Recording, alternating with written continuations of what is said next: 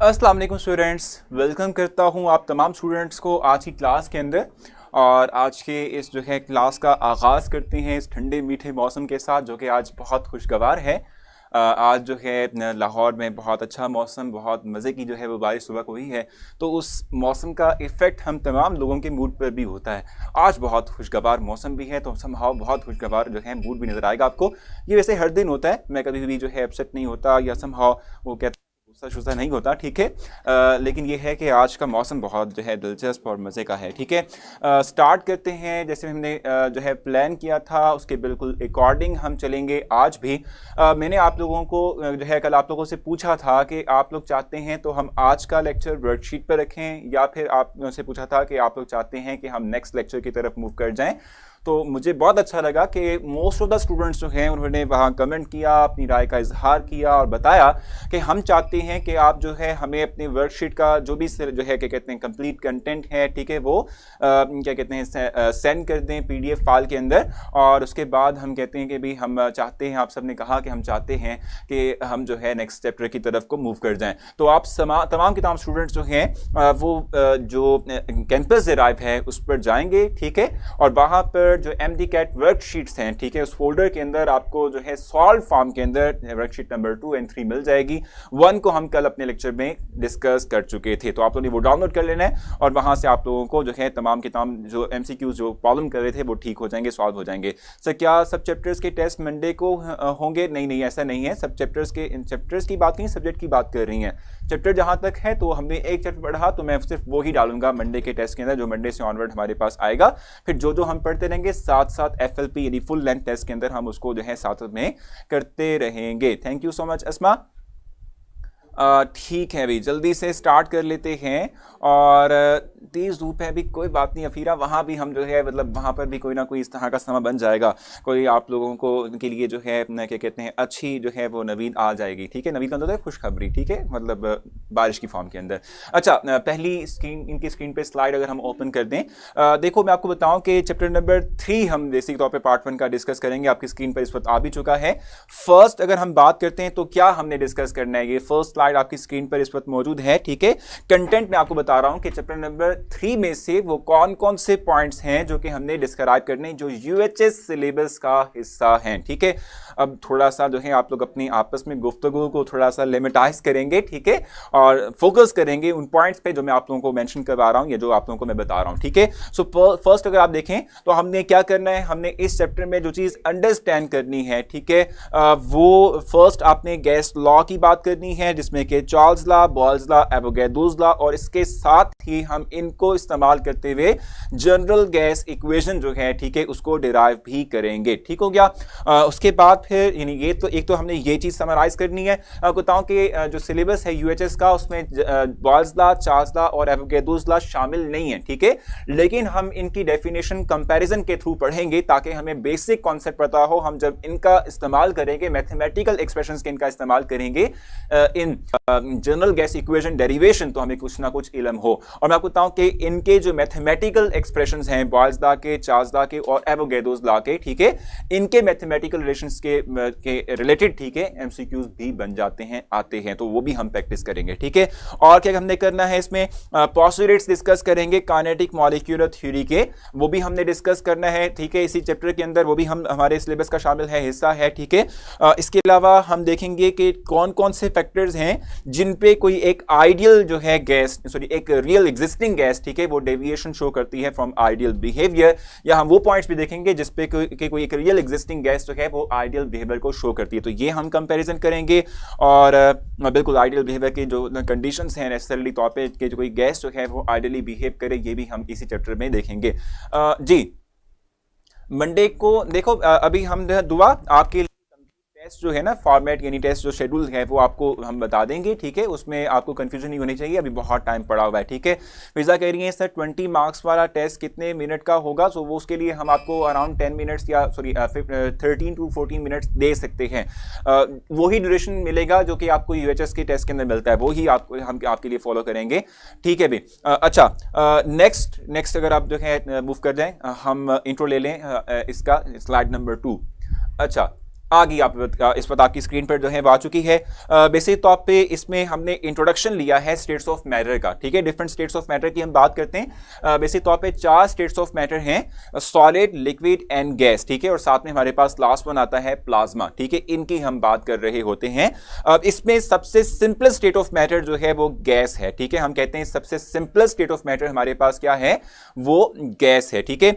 इस तरीके से जो कॉम्प्लेक्स है, कॉम्प्लेक्स हम कहते हैं कि हमारे पास प्लाज्मा होगी, ठीक है। Complex state of matter plasma है, और सबसे सिंपलेस्ट स्टेट ऑफ मैटर जो हमारे पास आती है वो हमारे पास क्या होगी, वो गैस होगी। अच्छा लिवाइजा, आप कह रही हैं क्वेश्चन नंबर 3 का एमसीक्यू नीचे वर्कशीट नंबर 3 का एमसीक्यू नंबर 1 और 4 की समझ नहीं आ रही, एक्सप्लेन प्लीज। तो वो लिवाइजा, ठीक है, हम इसको उसको सेपरेट टाइम देके, ठीक है, इसमें मैं आप लोगों को समझा दूंगा। या इवन कि हम ये भी कर सकते हैं, मैं आप लोगों के लिए एक सेपरेट उन एमसीक्यूज पर मुश्तमिल जहां पे प्रॉब्लम आ रही है उनकी वीडियो बना के वो अपनी प्रोफाइल पे अपलोड कर दूं, वहां से भी आप लोग देख सकते हैं, कोई इशू नहीं है, ठीक है। कल कोई क्लास नहीं है, एग्जैक्टली कोई क्लास नहीं है अभी। अब आप लोग थोड़ा फोकस करें कि ठीक है, थोड़ा सा फोकस कर लें, ठीक है। जो हम पढ़ा रहे हैं वो हम थोड़ा सा पढ़ लें, फिर मैं आपके जो है क्वेश्चंस की तरफ आऊंगा। अगर आप बार बार क्वेश्चंस इस तरीके से करते जाएंगे तो वो हमारा योगा फ्लो टूटता रहेगा और हमें समझ फिर कुछ नहीं आने वाली, ठीक है। तो जब मैं आपसे क्वेश्चन सिखाऊं तब आपने मुझसे क्वेश्चंस कर लेना है, ताकि जो है हम साथ साथ लर्न करते रहें, पढ़ते रहें। इरफान कह रहे हैं कि पॉस्टुलेट्स भी नहीं है, तो मैं आपको बताऊं यूएचएस के अंदर गैसेस के हवाले से, गैसेस के हवाले से उसने लिखा हुआ है कि वो इंट्रोडक्शन ऑफ गैसेस जो है स्टेट, तो उसमें जब तक हमें पॉस्टुलेट्स ऑफ केएमटी नहीं पता हम कैसे किसी गैस को आइडियल या नॉन आइडियल कह सकेंगे, तो ये हमें पता होना चाहिए, ठीक है। टॉपिक के नोट्स प्रोवाइड करें भी, वो नोट्स सारे प्रोवाइड कर रहा हूं मैं। आप अगर देखेंगे ना मेरे प्रोफाइल पर जाकर, जो क्या कहते हैं कैंपस डिराइव है, तो उसमें तमाम के तमाम लेक्चर्स के नोट्स मौजूद हैं, ठीक है। प्लाज्मा को स्टडी क्यों नहीं करते डिटेल में मैं अभी बताऊंगा रिबा, हम चलें थोड़ा सा आगे तो फिर ही मैं बता पाऊंगा, नहीं तो इस तरीके से नहीं बता पाऊंगा, ठीक है। अच्छा, सबसे सिंपलेस्ट गैस है और सबसे कॉम्प्लेक्स प्लाज्मा है। प्लाज्मा स्टेट ऑफ मैटर होता क्या है वैसे तौर पे, it is the combination of neutral particles, electrons and cations। इन 3 चीजों का कॉम्बिनेशन होता है ये, ठीक हो गया। प्लाज्मा स्टेट ऑफ मैटर के हवाले से हम कहते हैं कि it is only stable at very high temperature. Normally lower temperature के ऊपर हम कहते हैं कि ये इतना स्टेबल नहीं होता। हाँ, ये जरूर है कि जहां हम आर्टिफिशियल प्लाज्मा की फॉर्मेशन करते हैं, ठीक है, वो समहाउ लोअर टेम्परेचर पर भी जो है स्टेबल होता है, लेकिन उसके लिए कंटिन्यूसली तौर पे आपको इलेक्ट्रिसिटी जो है प्रोवाइड होती है, इलेक्ट्रिसिटी देनी पड़ती है ताकि वो स्टेबल रहे। जैसे कि हम ट्यूबलाइट्स का इस्तेमाल करते हैं, सो ट्यूबलाइट्स के अंदर भी प्लाज्मा स्टेट ऑफ मैटर होती है, जिसके थ्रू जो है ग्लो प्रोड्यूस होता है और वो ग्लो हमें लाइट प्रोवाइड कर रहा होता है। इसलिए हम उसका कम जो है, मतलब अभी तक हमारे पास इंफॉर्मेशन जो है समहाउ उस हमारे से कम है, इसलिए हम डिटेल में इतना एक्सप्लेन नहीं कर रहे होते। कॉम्प्लेक्स क्यों है, तो मैंने अभी बताया सुमेरा आपको कि ये बेसिक तौर पे हम इस हवाले से कहते हैं कि plasma state of matter physical state में देखा जाए तो उसमें सॉलिड, लिक्विड एंड गैस, ये तीनों का जो है हम कहते हैं इंटरमीडिएट होता है, ठीक है। और इसके अलावा हम ये हैं कि प्लाज्मा स्टेट ऑफ मैटर के अंदर गैसेस जो आयंस हैं वो भी होते हैं, इसके अलावा न्यूट्रल पार्टिकल्स भी होते हैं, इसलिए हम इसको कॉम्प्लेक्स कह रहे होते हैं, ठीक है। इसकी समहाउ क्या कहते हैं पार्टिकल की जो अरेंजमेंट है उसको डिस्कस करने में जो है हम कहते हैं कॉम्प्लेक्सिटी होती है, क्योंकि ये फ्लो कर सकता है लाइक लिक्विड, ठीक है, समहाउ अरेंजमेंट है लाइक सॉलिड,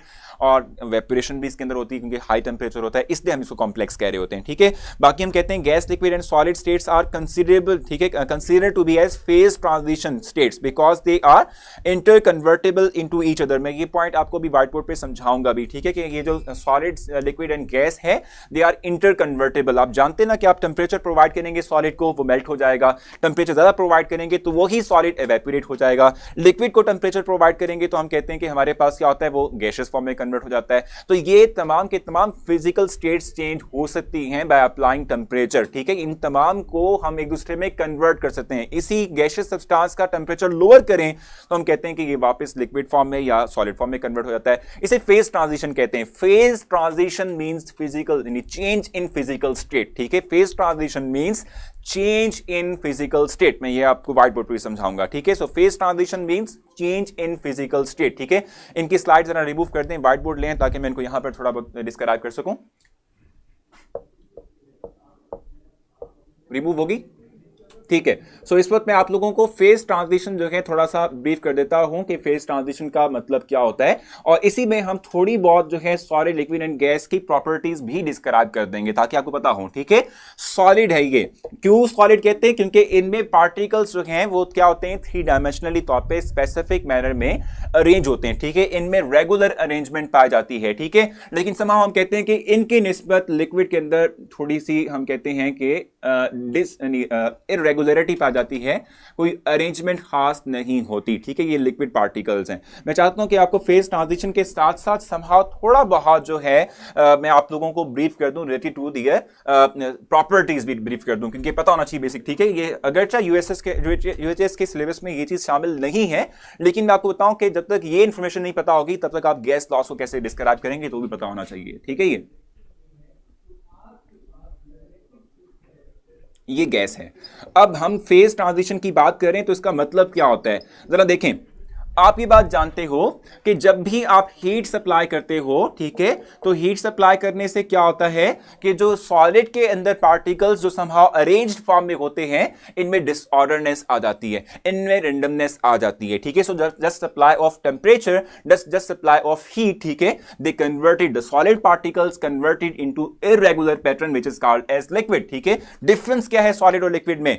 फर्स्ट डिफरेंस है कि सॉलिड का वॉल्यूम फिक्स होता है। ठीक है, फर्स्ट डिफरेंस क्या था? सॉलिड का वॉल्यूम फिक्स होता है। ठीक है, सॉलिड की जो शेप है वो रेगुलर होती है, डिटरमाइंड होती है, फिक्स होती है, वो चेंज नहीं करता अपनी शेप को। ठीक है, और इसके अलावा हम कहते हैं सॉलिड पार्टिकल्स बहुत करीब होते हैं, वो सिर्फ और सिर्फ वाइब्रेशनल मोशन को शो करेंगे और रेगुलर अरेंजमेंट होगी। ठीक है, अट्रैक्शन की फोर्स बहुत स्ट्रांग होगी इनसाइड सॉलिड। ठीक है, लेकिन जब आप टेम्परेचर प्रोवाइड करते हैं, आप ये बात जानते हैं कि टेम्परेचर हम जब किसी भी सब्सटेंस को प्रोवाइड करें तो वो सब्सटेंस के अंदर मौजूद पार्टिकल्स जो होते हैं, they gain this temperature, they gain this heat, ठीक है, in the form of energy, and there when there energy increases they start moving, ठीक है, इन अ ग्रेटर मैनर। ठीक है, हम समहाउ कहते हैं कि इनकी मूवमेंट की सलाहियत इंक्रीज कर जाती है। जब आप टेम्परेचर प्रोवाइड करते हो, एनर्जी रेज करती है, तो उनकी मूवमेंट और स्पीड अप हो जाती है। पहले ये इस तरह मूव कर रहे थे जब आपने एनर्जी प्रोवाइड की, अब ये ऐसे से मूव कर रहे हैं।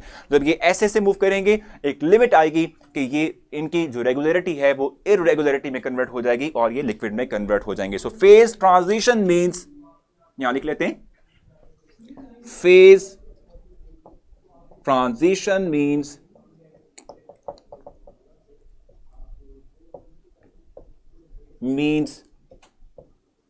change in physical state। ठीक है, और they are interconvertible, they can be convert into each other. ठीक है जी, लिक्विड के पार्टिकल्स की जहां तक बात है, हम कहते हैं कि लिक्विड के पार्टिकल्स जो हैं इनका वॉल्यूम फिक्स होता है लेकिन इनकी शेप फिक्स नहीं होती, पहला पॉइंट। ठीक है, दूसरा हम कहते हैं कि जो लिक्विड के पार्टिकल्स होते हैं उनमें ऑर्डरनेस नहीं होती, डिसऑर्डरनेस, इरेगुलरिटी होती है। ठीक है, तीसरा हम कहते हैं कि लिक्विड पार्टिकल्स के दरमियान डिस्टेंस और बढ़ जाता है एज कंपेयर टू सॉलिड। ठीक है, और इसके साथ साथ जब पार्टिकल्स में डिस्टेंस बढ़ेगा तो फिर इंटरमॉलिक्यूलर फोर्स भी क्या हो जाएगी? वीक हो जाएगी, कम हो जाएगी। ठीक है, ये हमारे पास लिक्विड था। अब इसको फर्दर आप टेम्परेचर प्रोवाइड करते हो, इवेपोरेशन होती है।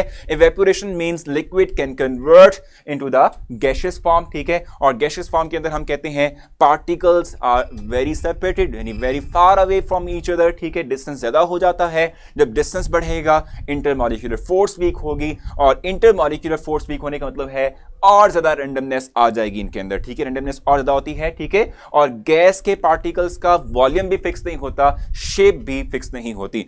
इस तरह फिर गैस में सबसे ज्यादा जो है एनर्जी होती है क्या? देखो मैं बताऊं आपको, महमूद के काइनेटिक एनर्जी जो है गैसियस पार्टिकल्स में सबसे ज्यादा होती है। डिसऑर्डरनेस मींस के ऑर्डरनेस ना होना। ये देखो, ये एक पैटर्न के थ्रू अरेंज है ना, अरेंजमेंट पाई जाती है। जहां कोई अरेंजमेंट है, कोई अरेंजमेंट नहीं है, इसको डिसऑर्डरनेस कहते हैं। ठीक हो गया? अच्छा, ये बहुत बेसिक क्वेश्चंस हमारे पास आ रहे हैं। ठीक है, एक और बात आपको बता दूं, ठीक है, लास्ट वन, जिसके बाद हम आगे मूव करेंगे। Particle can move randomly, exactly मिशाल बिल्कुल सही कह रहे हैं। ठीक है, अच्छा, एक और बात जिसके बाद हम वापस आएंगे अपने जो है टॉपिक की तरफ जो हम पढ़ रहे थे। ठीक है, एक और बात आपको मैं बता दूं, ये होता है कि आइडियल सिनेरियो के अंदर हम जब कंडीशन आइडियल अप्लाई करते हैं तो इसमें हम कहते हैं जब पार्टिकल्स जो है मूव करेंगे, most of the time liquid और गैस की इसमें बात कर रहे होते हैं, जब पार्टिकल्स मूव करते हैं तो वो क्या करते हैं, आपस में कोलाइड करते हैं, या इवन के जिस कंटेनर में हमने उसे बंद किया उसकी दीवारों से कोलाइड करते हैं। ये जो कोलिजन होती है इसको इलास्टिक कोलिजन का नाम देते हैं। क्या कहते हैं इसको? Elastic collision. इलास्टिक कोलिजन का मतलब क्या होता है? जिसमें एनर्जी भी जो है नहीं जाएगी, यानी पार्टिकल की एनर्जी रिलीज नहीं होगी, वो जाया नहीं होगी, इसके अलावा जो है उनका मोमेंटम भी जो है वो लूज नहीं होगा। ठीक है, इस तरह की कोलिजन्स को इलास्टिक कोलिजन्स का नाम देते हैं। ये जो है कंप्रेसिबल नहीं है, it can be compress but up to some extent, लेकिन ये कंप्रेस हो सकता है। ठीक हो गया। चलें भी आगे। सर साल MTCAT 200 मार्क्स का होगा, 200 का होगा। ठीक है, अच्छा अभी यहां तक कंप्लीट है। ट्रांजिशनल मोशन होती है, ट्रांसलेशनल मोशन, बिल्कुल वाइब्रेशनल, ट्रांसलेशनल और ट्रांसलेशनल मोशन होती है। सो इन स्लाइड इनकी जो है वापस ले आए इनकी स्क्रीन पर, ताकि हम लास्ट पॉइंट पढ़ के नेक्स्ट मूव कर सकें। सेकंड वाली वापस। सो सेकंड वाली स्लाइड आपके पास वापस आ चुकी है। अब इसमें लास्ट पॉइंट हम देखेंगे, फिर हम आगे चले जाएंगे।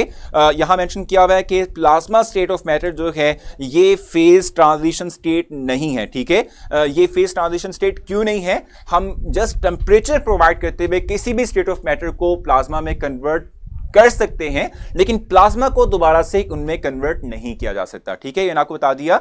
Sir if we apply pressure to gas what about temperature? देखो टेम्परेचर प्रोवाइड करने से भी वॉल्यूम जो है वो इंक्रीज होता है।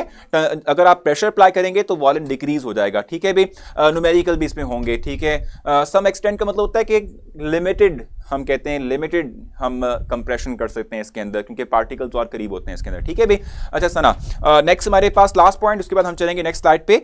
Various plasma is not a phase transition. क्यों नहीं है? क्योंकि प्लाज्मा स्टेट ऑफ मैटर से हम लिक्विड, सॉलिड एंड गैस को नहीं बना रहे। ठीक है, हाँ ये जरूर है कि लिक्विड, सॉलिड और गैस को आप बहुत हाई टेम्परेचर प्रोवाइड करें तो उनमें समहाउ आयनाइजेशन होती है, जिसके through plasma state of matter बन सकती है। ठीक है, लेकिन ये इंटर कन्वर्टेबल इस तरह से नहीं होते जिस तरह से हम सॉलिड, लिक्विड एंड गैस की बात कर रहे होते हैं। ठीक है, कूल करने से गैस बनेगी। देखो मैं बताऊं फ्रीबीज के जो है कूल करने से क्या होता है कि जो प्लाज्मा के अंदर मौजूद हमारे पास आयंस होते हैं वो इलेक्ट्रॉन वापस गेन कर लेते हैं और प्लाज्मा स्टेट ऑफ मैटर खत्म हो जाती है। मॉलिक्यूल्स कोलाइडिंग ऑब्जेक्ट में एनर्जी ट्रांसफर करते हैं। देखो हसन आइडियल कंडीशन में नहीं करते, नॉन आइडियल कंडीशन में करते हैं। ठीक है, सो यहां तक आप लोगों को इंट्रोडक्शन अगर क्लियर हो चुका है तो हम नेक्स्ट मूव करेंगे। कोई कंफ्यूजन हो जल्दी से बताएं, नहीं तो फिर हम आगे चलेंगे। गैसेस को टेम्परेचर देंगे तो क्या होगा? अभी यार जवाब आगे चलते हुए चाजदा में हमने ही पढ़ना है। सर ये तो बहुत बेसिक है, मैं मेन टॉपिक पर हैं। बिल्कुल यार वैसे हम उस तरफ मूव करना चाहते हैं, लेकिन आप लोगों के जो बाकी क्लास फेलोज हैं वो कहते हैं पहले बेसिक कॉन्सेप्ट भी क्लियर कर दो। क्वेश्चंस देख रहे हैं आप लोग अपने जो है वो क्लास फेलोज के, तो उसके अकॉर्डिंग चलना है ना, हमने सबको साथ लेके चलना है। ठीक है बकास? ठीक है अवैस सॉरी।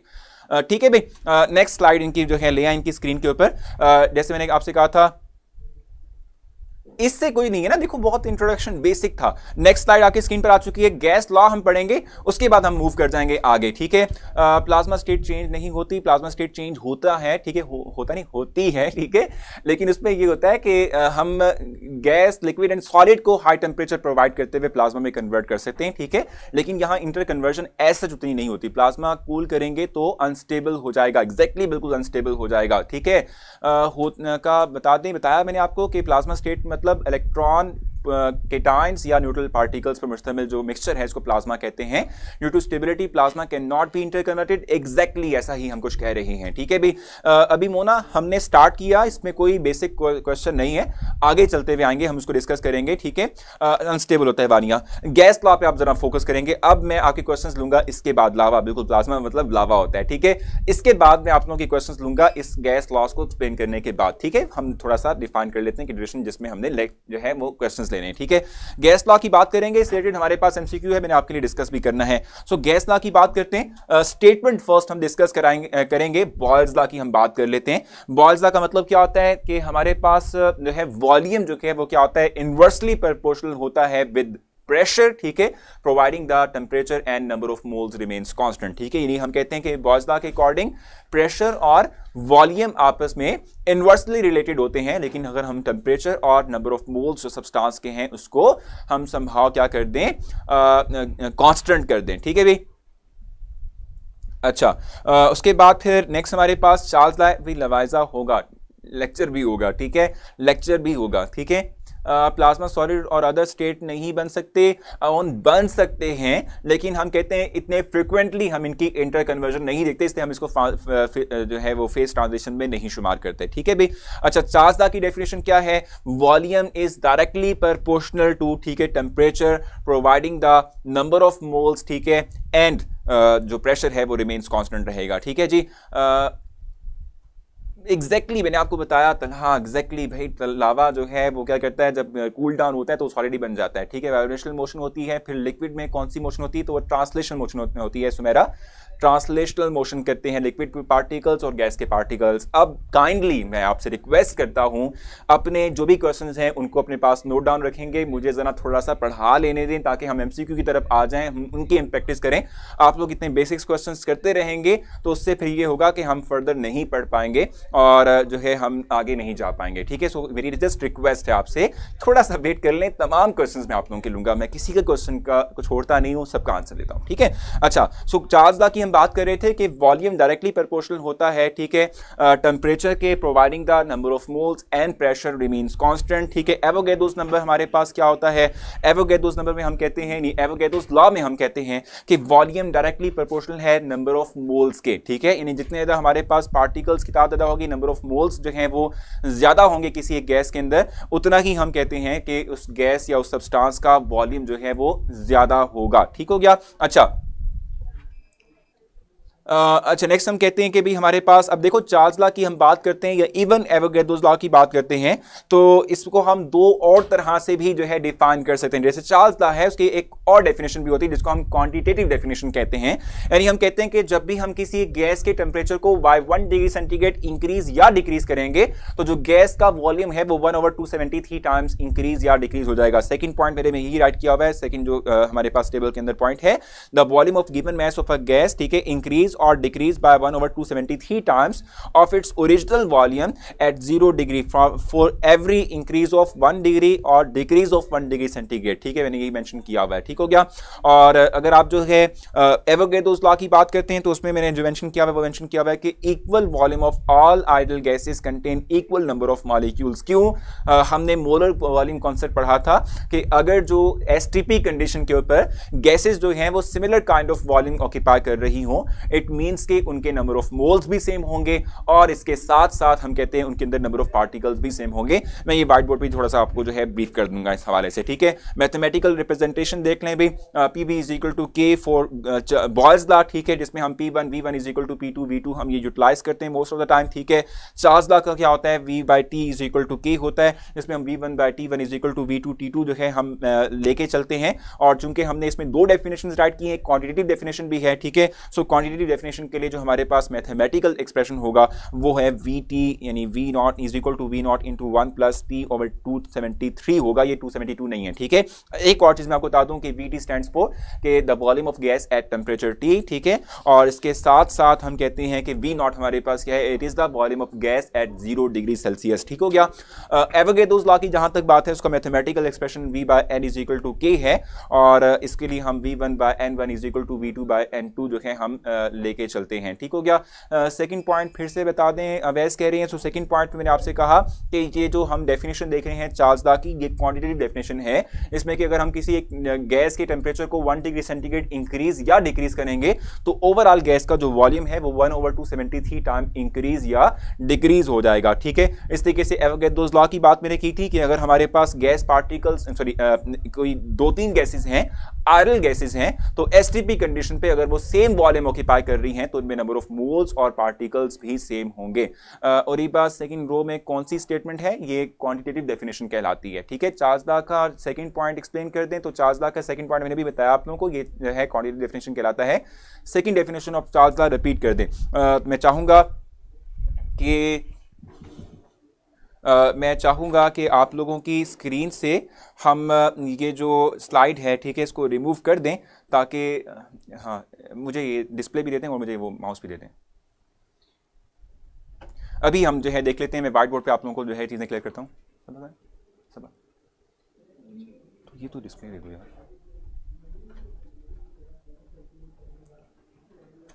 ठीक है।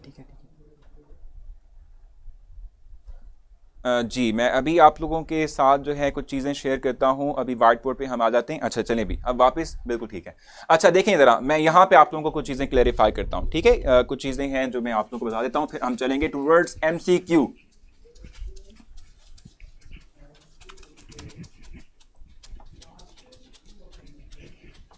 अच्छा मैंने आप लोगों से ये बात कही कि ये 1/273 टाइम्स का मतलब सिंपली तौर पे क्या होता है। ये चीज़ आपको बड़ा प्रॉब्लम दे रही है, लेकिन वैसे ये बहुत बेसिक चीज़ है, आप लोगों को फिर भी प्रॉब्लम दे रही है। देख लेते हैं। देखो मैंने आपसे कहा कि गैस है, ठीक है। अगर आप जो है उसका टेम्परेचर 1 डिग्री सेंटीग्रेड क्या करते हो, इंक्रीज करते हो, ठीक है। 1 डिग्री सेंटीग्रेड इंक्रीज करोगे तो लेट्स सपोज अगर इसका इनिशियल तौर पे वॉल्यूम जो था वो 546 जो है हमारे पास है 546 let suppose centimetre cube, let suppose हम कर लेते हैं, हम जस्ट सपोज कर रहे हैं, ठीक है। तो हम कहते हैं कि हमारे पास 1 डिग्री सेंटीग्रेड टेम्परेचर रेज करेगा तो हम कहते हैं कि इसके इस ओवरऑल वॉल्यूम जो था हमारे पास, ठीक है, इसमें चेंज आएगा। क्योंकि टेम्परेचर के इंक्रीज करने से क्या होता है, वॉल्यूम इंक्रीज करता है। तो हम कहते हैं कि टेम्परेचर के इंक्रीज करने से इस वॉल्यूम में इंक्रीजमेंट आएगी 1/273 टाइम्स, यानी कि इसका हम 1/273 निकालेंगे, ये बनता है 2, ठीक है। सो जो हमारे पास ओरिजिनल वॉल्यूम था 546 में ये 2 मजीद ऐड होके इसे बना देगा 548 सेंटीमीटर क्यूब, ठीक है। इसका मतलब यानी ये सेकंड डेफिनेशन है चार्ल्स लॉ की। हम कहते हैं जब भी किसी गैस के टेम्परेचर को 1 डिग्री सेंटीग्रेड इंक्रीज करेंगे तो जो वॉल्यूम हमारे पास इनिशियल तौर पे था इसका 1/273 टाइम जो है ओवरऑल वॉल्यूम जो है गैस का इंक्रीज हो जाएगा। हम कहते हैं 546 में 2 ऐड करके 548 जो है वो वॉल्यूम हो जाएगा, ठीक हो गया।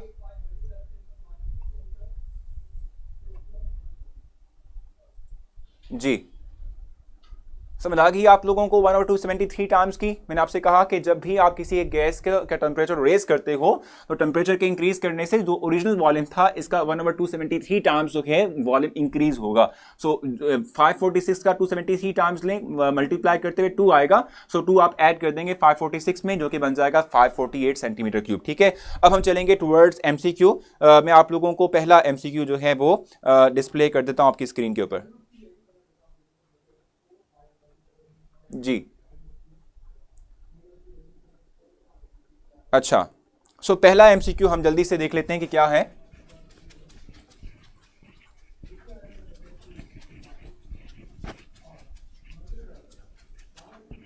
स्टेटमेंट है when 200 centimetre cube of gas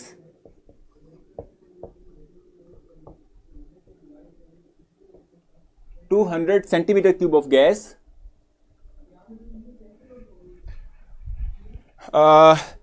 of a gas at constant pressure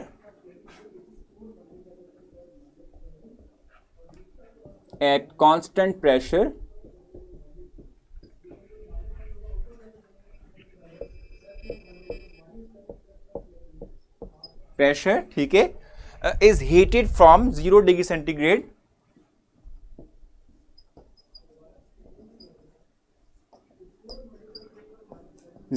centigrade to 100 degree centigrade, ठीक है। 100 degree centigrade the volume must be multiplied by, अब इसमें आपने देखना है कि आपका वॉल्यूम सेकंड वॉल्यूम क्या आता है, ठीक है भी। सेकंड वॉल्यूम आपने देखना है कि क्या आएगा, ठीक हो गया। अच्छा अब इसमें ऑप्शंस जो प्रोवाइड किए हुए हैं आप लोगों को वो हम देख लेते हैं। ए ऑप्शन आपके पास है 6/100, बी ऑप्शन जो आपको प्रोवाइड किया गया है वो है 100/0, ठीक है। सी ऑप्शन जो आपको प्रोवाइड किया गया है वो है 273/373, ठीक है। और जो डी ऑप्शन आपको प्रोवाइड किया गया है वो है 373/273, ठीक है। अब आपने देखना है कि आप किस तरह से इसको जो है वो सॉल्व करेंगे, ठीक है, किस तरीके से आपने जो है इसका फाइनल आंसर निकालना है, ठीक है। अब ये चीज आप ज़हन में रखिएगा, जो स्टेटमेंट है, ठीक है, वो आपको किस हवाले से इंफॉर्मेशन प्रोवाइड करनी है। आया हम चार्ल्स लॉ का इस्तेमाल करेंगे, बॉयज लॉ का इस्तेमाल करेंगे, या एवोगैड्रोस लॉ का इस्तेमाल करेंगे, स्टेटमेंट आपको क्लैरिफाई करेगी। एक तो आपको जो है क्या प्रोवाइड किया हुआ है, वॉल्यूम, ये इनिशियल वॉल्यूम है जिसको हम सिंपली क्या कहते हैं, ये V1 है, ठीक हो गया।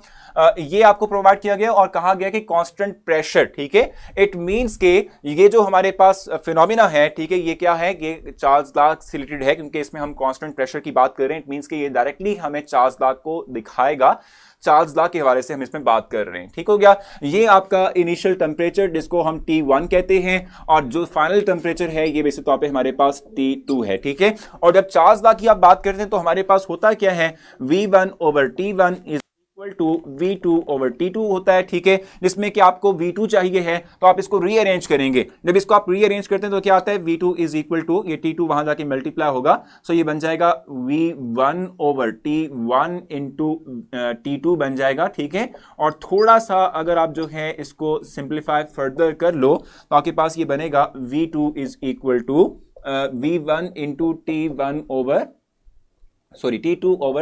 ठीक है।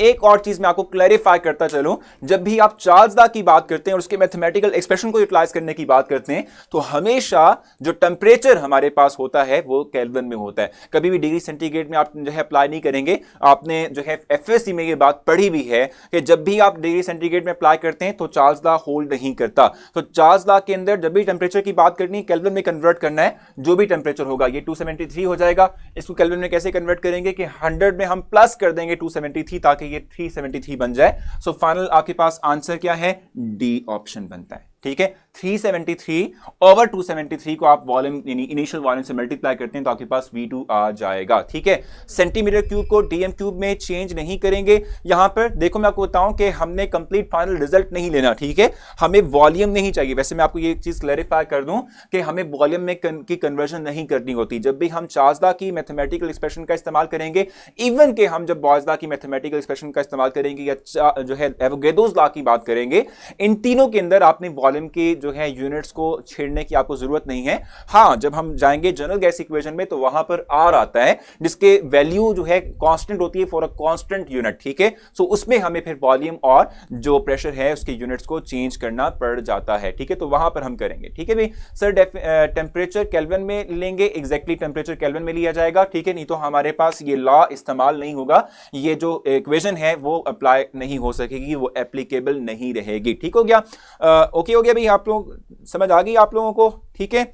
अच्छा, तो ये हमारे पास रिलेटेड था कि हम किस तरीके से बॉयल्स लॉ का इस्तेमाल कर सकते हैं, चार्ल्स लॉ का इस्तेमाल कर सकते हैं, या हमारे पास जो है क्या कहते हैं एवोगैड्रोस लॉ इस्तेमाल हो सकता है। अब मैं आप लोगों के सामने जो है नेक्स्ट मूव करता हूं। नेक्स्ट हम जो है कुछ बात करेंगे और इस वक्त जो है स्लाइड नंबर 4 में आप लोगों की स्क्रीन पर लेकर आऊंगा ताकि आप लोग देख सको कि किस तरीके से हम जनरल गैस इक्वेशन को डिराइव करते हैं। अगर करना हो तो हमें डीएम क्यूब में कन्वर्ट करना होगा। देखो, करना हो तो वो सिर्फ जनरल गैस इक्वेशन के लिए हम करेंगे, ठीक है, वॉल्यूम को चेंज उसमें करते हैं डीएम क्यूब में, ठीक है। नॉर्मली तौर पे हम बॉयल्स लॉ, चार्ल्स लॉ या एवोगैड्रोस लॉ के अंदर हम जो है जो वॉल्यूम है, ठीक है, इसके यूनिट्स को चेंज नहीं करते, एज इट इज लेके चल रहे होते हैं, ठीक हो गया। अच्छा, बिल्कुल जरूरत नहीं है ना इस वक्त उस चीज के लिए, ठीक है। चार्ल्स लॉ में केल्विन में लेंगे, एग्जैक्टली चार्ल्स लॉ में हमेशा केल्विन में टेम्परेचर लेते हैं। अब देखो आपकी स्क्रीन पर इस वक्त वो तमाम स्टेप्स जो है मौजूद हैं कि जो हम इस्तेमाल करते हैं आयरल गैस इक्वेशन या जनरल गैस जिसको इक्वेशन कहते हैं, ठीक है, इसको डिराइव करने के लिए, ठीक है जी। सर प्लीज ये बता दें कि डीएम टू सीएम में कैसे चेंज करते हैं। चलो आरटीएम में आपको जो है अभी बता दूंगा। ये कन्वर्जन हमने कल भी बेसिक टॉपिक देखी थी, इवन के जो मैंने आप लोगों के लिए सॉल्व फॉर्म के अंदर वर्कशीट्स अपलोड की हैं उस पर भी मैंने कन्वर्जन बताई हुई है, मैं फिर भी आपको बता दूंगा, कोई कंफ्यूजन नहीं है, ठीक है। अब इस वक्त सिर्फ आप फोकस करें, जो पॉइंट्स मैं आपको क्लैरिफाई कर रहा हूं वो देखें, समझें, फिर हमने आगे चलते हुए बहुत लंबी एक्सरसाइज करनी है एमसीक्यूज की, वो भी हमने करना है, ठीक है। जनरल गैस इक्वेशन आपकी इस वक्त स्क्रीन पर है। On combining Boyle's law, Charles law and Avogadro's law, ठीक है, वी करेक्टिवली से दैट कि we get general gas equation, ideal gas equation, जो कि PV = nRT होती है। अब उसमें आप देख सकते हैं, मैंने यहां मेंशन भी किया हुआ है भी मैं ऑलरेडी कर आया था हम ना, मैं ऑलरेडी जो है ना अपने जितने भी लेक्चर नोट्स हैं वो सारे अपलोड कर आया था, तो आप मेरी जो है कैंपस ड्राइव पर देखेंगे, मिल जाएगा आपको। जैसे बॉल्सदा है उसमें कहते हैं वॉल्यूम इनवर्सली प्रोपोर्शनल होता है प्रेशर के at constant temperature and number of moles. जैसे कि चार्ल्सदा है जिसमें कहते हैं वॉल्यूम डायरेक्टली प्रोपोर्शनल होता है टेम्परेचर के providing the number of moles and pressure constant. जैसे कि एवोगैड्रोस लॉ है जिसमें कि हम वॉल्यूम और नंबर ऑफ मोल्स को कहते हैं कि डायरेक्टली प्रोपोर्शनल होते हैं, जिसमें टेम्परेचर और प्रेशर कांस्टेंट रहता है। तो इन तमाम एक्सप्रेशंस को हम क्या कर सकते हैं, हम इन तमाम एक्सप्रेशंस को यकजा कर सकते हैं क्योंकि इनमें लेफ्ट हैंड साइड सेम है तो राइट हैंड साइड को भी इक्वेट किया जा सकता है। ठीक है, so V is directly proportional to NT over P आ जाएगा। प्रोपोर्शनलिटी साइन खत्म करते हैं तो कांस्टेंट ऑफ प्रोपोर्शनलिटी जिसको हम यूनिवर्सल गैस कांस्टेंट कहते हैं और इक्वलिटी आ जाएगा। So PV is equal to NRT है, जिसमें कि हम जो most of the time utilize करेंगे अपने इक्वेशंस को, इन इक्वेशंस को सॉल्व करने के लिए, वो P1 V1 by T1 is equal to P2 V2 by T2 होगा। ठीक है, ये बहुत बेसिक किस्म का जो है हमारे पास था कि जिसमें हम क्या करते हैं, जिसमें कि हम जो है जनरल गैस इक्वेशन को फाइंड आउट करते हैं, निकालते हैं। ठीक है, अब मैं चाहूंगा कि आप लोगों को आपकी स्क्रीन पर जो है ये रिमूव कर दूं आपकी स्क्रीन से। ठीक है, और मैं व्हाइट बोर्ड पर ले आऊं। एक चीज़ मैं आप लोगों को समझाना चाहता हूं जिसके बाद हम वापस नेक्स्ट पर जाएंगे। ठीक है, यहाँ तक कोई कंफ्यूजन तो नहीं है ना आप लोगों को, क्योंकि ये जनरल गैस इक्वेशन आपने रटी होती है, लॉन्ग क्वेश्चन के बाद से इंपॉर्टेंट होती है, तो मेरे ख्याल से इसमें डेरिवेशन के हवाले से कोई कंफ्यूजन नहीं होनी चाहिए। मैं कुछ पॉइंट आपको यहाँ पर समझाऊंगा और फिर हम चलेंगे नेक्स्ट स्लाइड की तरफ, जिसके बाद हमारे पास MCQs हैं जो कि हमने करने हैं, वो हम डिस्क्राइब करेंगे।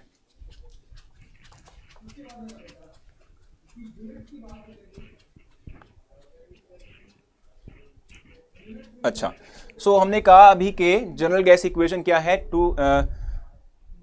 किधर गया, देखो वो हमें चाहिए नहीं था ना, वहां हमें स्टेटमेंट में लिखा हुआ था कि जी हम क्या कहते हैं जो इनिशियल वॉल्यूम है उसको किससे मल्टीप्लाई करें, तो जिससे मल्टीप्लाई करना है सिर्फ उसका आंसर में चाहिए था, हमें फाइनल रिजल्ट नहीं चाहिए था उसके अंदर। The question was what do we multiply, exactly Momina, बिल्कुल ठीक कह रहे हैं आप। ठीक है, अब देखो हमने जो डिराइव किया वो है PV is equal to NRT। ठीक है, अब इसमें क्या है, P stands for pressure, V stands for volume, N stands for number of moles, R is the universal gas constant. ठीक है, and T is the temperature. ठीक हो गया, अब हम करेंगे क्या, अब आगे चलते हुए हमने इस R की वैल्यू को कैलकुलेट करना है, और वो हम कैसे कैलकुलेट करते हैं कि R जो है वो इक्वल होता है किस चीज के, ये N और T जाके नीचे डिवाइड हो जाते हैं, तो हम लिखते हैं PV ओवर NT आ जाता है। ठीक है, PV ओवर NT हमारे पास हम कहते हैं कि आ जाएगा। सो ये यूनिवर्सल गैस कांस्टेंट की वैल्यू को जब भी आपने कैलकुलेट करना हो, आप इस इक्वेशन को यूटिलाइज करते हुए आप क्या कर सकते हैं, R की वैल्यू को कैलकुलेट कर सकते हैं। इसमें जस्ट आप वैल्यूज को पुट करेंगे, मैं एक जो है वैल्यू मतलब वैल्यूज को एक दफा पुट करके आपको दिखा देता हूं, और फिर हम चलेंगे उस टेबल की तरफ जो कि मैंने आप लोगों के लिए कंस्ट्रक्ट किया हुआ है कि डिफरेंट प्रेशर और वॉल्यूम कंडीशन में हमारे पास R की वैल्यू क्या होती है। ठीक है भाई जी, केमिस्ट्री की क्लास के बाद नमाज की ब्रेक होनी चाहिए, बिल्कुल हमरा दे देंगे आपको नमाज की ब्रेक, बिल्कुल दे देंगे, कोई मसला नहीं है। ठीक है, आप 10 मिनट्स की ब्रेक ले लेना, हम बायो के टीचर से कहेंगे थोड़ा सा वो वेट कर लें। ठीक है, अच्छा फिल वक्त तो यार पढ़ लेना जल्दी जल्दी। ठीक है, हम कहते हैं कि भाई इसमें हमने वैल्यूज को पुट करना है ताकि R की वैल्यू आ सके। हम प्रेशर लेते हैं क्या, 1 atm, मैं STP कंडीशन में इस वक्त बता रहा हूं आपको। ठीक है, उसके बाद फिर वॉल्यूम हम क्या लेते हैं, 22.414 dm³। ठीक हो गया, नंबर ऑफ मोल्स हम ले रहे होते हैं जस्ट 1 मोल। ठीक हो गया, और इसके बाद जहां तक टेम्परेचर की बात है तो वो हम ले रहे होते हैं क्या, टेम्परेचर हम ले रहे होते हैं 273.16 केल्विन। ठीक है, इन तमाम को आप पुट करते हैं, इसके थ्रू जो है आपके पास वैल्यू आ जाती है R की। ठीक है, और ये वैल्यू होती है एट STP कंडीशन। कैसे करेंगे, R is equal to pressure की जगह पुट किया 1 atm। ठीक है, वॉल्यूम आ गया 22.414 dm³।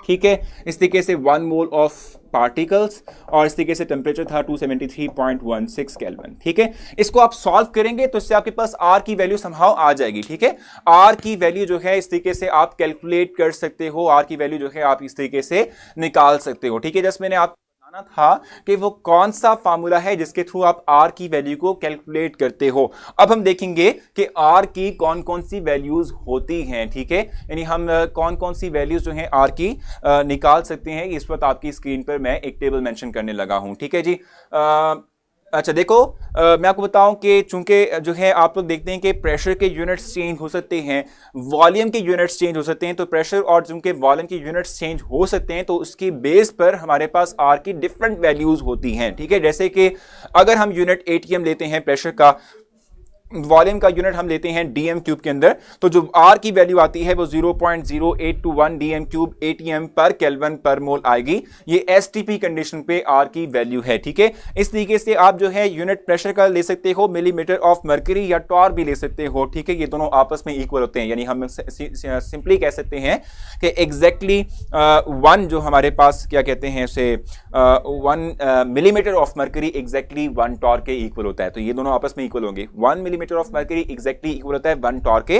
तो इन दोनों में से कोई भी प्रेशर यूनिट ले सकते हैं और वॉल्यूम हम यहां पर अब दो लेंगे, या तो डीएम क्यूब में लेंगे या सेंटीमीटर क्यूब में लेंगे। और आप देख सकते हैं यहां पर डिफरेंट यूनिट्स के लिए आर की वैल्यू डिफरेंट है, जैसे कि first 62.4 DM cube millimetre of mercury पर केल्विन पर मोल है, और दूसरा चूंकि देखो मैं आपको बताऊं कि 1 डीएम क्यूब एग्जैक्टली इक्वल होता है 1000 सेंटीमीटर क्यूब के।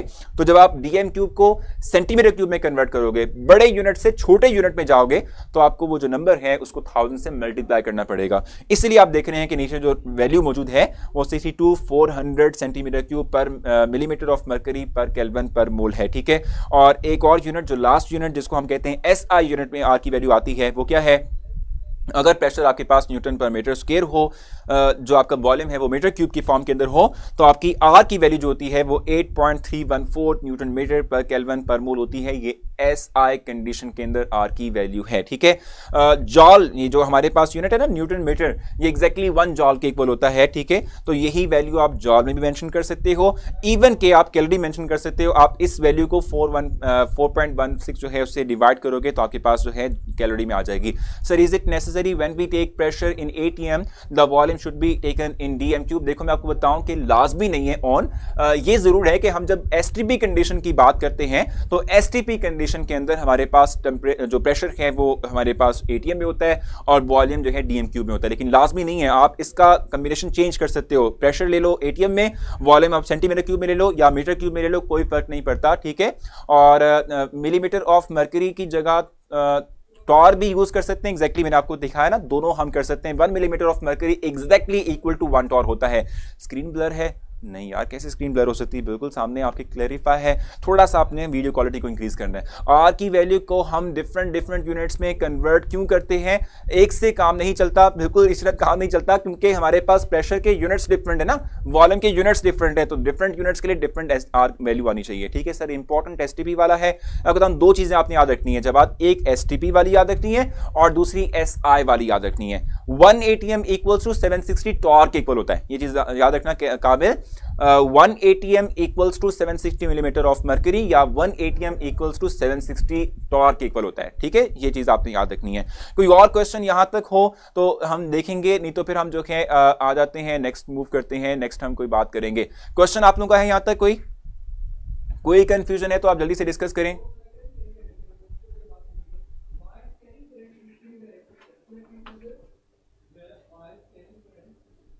जी सर, कब कौन सी वैल्यू लेंगे ओरेबा? ये डिपेंड करता है कि जो हमारे पास न्यूमेरिकल है उसमें प्रेशर और वॉल्यूम के यूनिट्स क्या प्रोवाइड किए हुए हैं, उसकी बेस पर हम आर की वैल्यू को मॉडिफाई करते हैं, चेंज करते हैं, यानी हम समहाउ कोई भी वैल्यू लेते हैं। ठीक है, लास्ट स्लाइड जल्दी से पढ़ लेते हैं, फिर हम एमसीक्यूज की तरफ आएंगे। टेस्ट भी आप लोगों का लेना है, टाइम भी थोड़ा है, तो जल्दी से लास्ट स्लाइड भी डिस्कस करते हैं और उसके बाद हम आएंगे वापस अपने क्या कहते हैं एमसीक्यूज की तरफ। सो अब देखो मैं आपको बताऊं, अगर आपसे कहा जाए कि what will be the application, ठीक है, ऑफ जनरल गैस इक्वेशन, तो वो सिर्फ और सिर्फ ये है कि हम इसके थ्रू क्या कर सकते हैं, इसके थ्रू हम जो है वो डेंसिटी ऑफ द गैस निकाल सकते हैं और इसी के थ्रू हम एक अननोन कंपाउंड का मॉलिक्यूलर वेट कैलकुलेट कर सकते हैं। जॉल टू कैलोरी मैं बता दूंगा आपको, ठीक है, थोड़ा सा वेट करना है आपने। ठीक है, मैं आपसे कह रहा हूं कि application of general gas equation क्या है, यानी जनरल गैस इक्वेशन के थ्रू हम क्या कर सकते हैं, हम जो है क्या कहते हैं डेंसिटी ऑफ गैस निकाल सकते हैं या अननोन कंपाउंड का मॉलिक्यूलर वेट कैलकुलेट कर सकते हैं। और जो मेरे इस पर रिलेशन लिखा हुआ है उसमें नीचे मेंशन किया हुआ है, जैसे D is equal to PM/RT मैंने लिखा हुआ है, उस पर डेंसिटी डायरेक्टली प्रोपोर्शनल होती है प्रेशर के, डेंसिटी डायरेक्टली प्रोपोर्शनल होती है मॉलिक्यूलर वेट के, और डेंसिटी इनवर्सली प्रोपोर्शनल होती है टेम्परेचर के, इनवर्सली प्रोपोर्शनल होती है वॉल्यूम के। ये रिलेशंस आपको पता होना चाहिए। इससे रिलेटेड MCQ आपके जो है टेस्ट का भी हिस्सा है जो मैंने आज आपके लिए लेना है। सो कम से कम आपको ये रिलेशंस का पता होना जरूरी है। सर कौन सी वैल्यू कब लेनी है तो भी बताऊंगा आपको इस MCQ में जो भी मैं तक करवाने जा रहा हूं। सर हमने कैसे पता चलेगा कि कौन सी, जो यार अभी देख लेते हैं, अभी अवैस देख लेते हैं, ठीक है। अब मैं इसको रेस करके तो मैं आप लोगों को ले आऊंगा टुवर्ड्स MCQ जो हमने इस पर डिस्कस करना है। बड़ा इंपॉर्टेंट, इंतहाई कॉन्सेप्चुअल भी है, ये हम देखेंगे।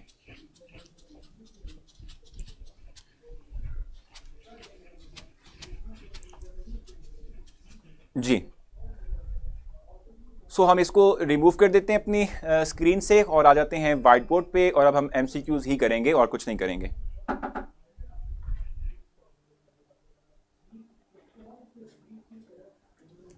बैटरी, हाँ अच्छा जी। सो इस पर हम आ जाते हैं MCQ की तरफ। मैं आप लोगों के लिए लिखूंगा यहाँ पर एक इक्वेशन, सॉरी समहाउ स्टेटमेंट, ठीक है, और उसकी पॉसिबल ऑप्शंस फिर उनको एक्सप्लेन करेंगे, ठीक है।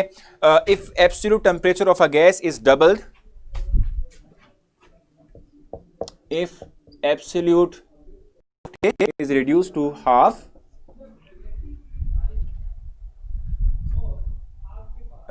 मैंने आपसे कहा कि एप्लीकेशन दो हैं, एक डेंसिटी है और एक अननोन कंपाउंड का मॉलिक्यूलर वेट, बिल्कुल एग्जैक्टली, ठीक है। सर इक्वेशन में MNQ नहीं भाई देखो अभी उसको डिराइव किया था ना हमने, ठीक है, डेरिवेशन के थ्रू हमने जो है फार्मूला को डिराइव किया, ठीक है, इसलिए नहीं है वो, ठीक हो गया। अच्छा सो अब आपने इसको सॉल्व करना है, ठीक है। Half the volume of the gas will be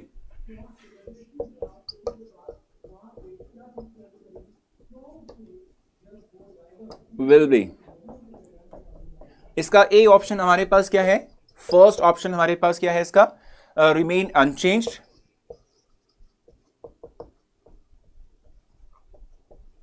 इसको आप अच्छे से समझेंगे क्योंकि इससे रिलेटेड ही मैंने जो है आप लोगों को जो है क्वेश्चन प्रोवाइड किया हुआ है, किस फॉर्म के अंदर, यानी वो जो आज का आपका टेस्ट है उसमें भी प्रोवाइड किया हुआ है। और एप्लीकेशन अस्मा दो हैं, या तो ये है कि हम डेंसिटी ऑफ गैस कैलकुलेट कर सकते हैं या हम अननोन कंपाउंड का मॉलिक्यूलर वेट कैलकुलेट कर सकते हैं। सो रिमेन अनचेंज होगा।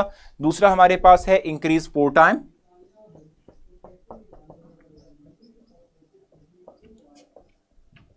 इंक्रीज 4 टाइम, ठीक है। सी ऑप्शन हमारे पास क्या है भाई, ये है रिड्यूस टू 1/4, और डी ऑप्शन हमारे पास है इसका के बी डबल, ठीक है, ये डबल हो जाएगा। सो अब हमने देखना है किस तरीके से इसको सॉल्व करना है, थोड़ा सा जो है हमें माइंड लड़ाना पड़ेगा, ठीक है। अब देखो यहां पर आपने चीजें जो है मार्क करनी है, ठीक है। देखो क्या है, if absolute temperature of a gas is doubled, इसका मतलब ये हुआ कि इनिशियली तौर पे हमारे पास जो T1 था वो सिंपल हम कंसीडर करते हैं कि वो T था। T2 क्या हो जाएगा, T2 will becomes T half, ठीक है, सॉरी डबल मतलब कि T2T हो जाएगा, ये हो जाएगा, ठीक है। हम यहां सपोज कर लेते हैं ना चीजों को करेक्टली एनालाइज करने के लिए कि इनिशियल टेम्परेचर T था, फाइनल टेम्परेचर यानी T2 जो हमारे पास था वो 2T हो जाएगा, ठीक है। अब आपने ये देख लिया, ठीक है। दूसरा क्या कह रहा है कि pressure is reduce to half, ठीक है, pressure is reduce to half. इसका मतलब क्या हुआ कि प्रेशर हमारे पास P1 जो था वो P था, और P2 जो हमारे पास है इट विल बिकम्स P/2 हो जाएगा, ठीक है। इनिशियल प्रेशर हमारे पास P है, ठीक है। फाइनल जो हमारे पास प्रेशर है वो क्या हो जाएगा, P2 जो है इक्वल्स टू P/2 हो जाएगा, ठीक है। तो हमने वॉल्यूम कैलकुलेट करना है। इनिशियल वॉल्यूम हमारे पास V1 जो है वो V है, V2 हम चाहते हैं कि वो हम कैलकुलेट कर लें। तो ये हमारे पास चीजें हैं। देखो हमने जो फार्मूला इस्तेमाल करना है ना इस पूरे के पूरे जो है क्वेश्चन को सॉल्व करने के लिए, वो जनरल गैस इक्वेशन का जनरल फार्मूला, यानी जो हमने कहा था P1 V1